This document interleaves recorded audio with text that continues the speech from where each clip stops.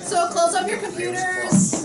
Growing up, I read a bunch of science fiction books, but I never really, I was just in them for the stories, not really for understanding, why they write the way that they do. So the illusions I guess is in chapter 12. Well, we do the reading overnight. We usually have about 2 chapters due.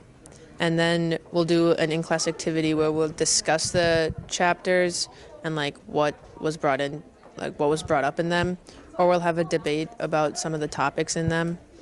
And usually it's group work surrounding a specific topic that was brought up in the chapters.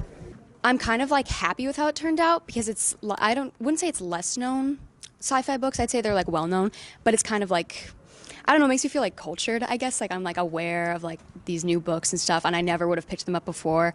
So yeah, I guess it's another expectation. I wanted to read things that I would probably never consider reading if I hadn't taken the class. We've read The Time Machine and we just finished Frankenstein. I'd say Frankenstein was my favorite just because I always thought of Frankenstein as being the green monster, nails in his head. But then you read Frankenstein, you find out the monster's he doesn't even have a name. Frankenstein's the doctor. Well, we just had a Frankenstein presentation yesterday where the Bakken Museum came in, and then we built some circuits and learned about new technologies because for the anniversary of the book.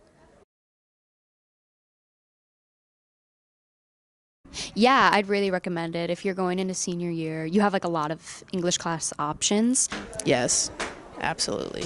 I would, just because, I don't know, I think the books are really interesting that we read versus other classes.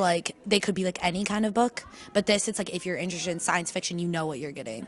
I know a lot of people, they talk about reading versus writing, which one they're better at, and I think that this class has a good incorporation of both.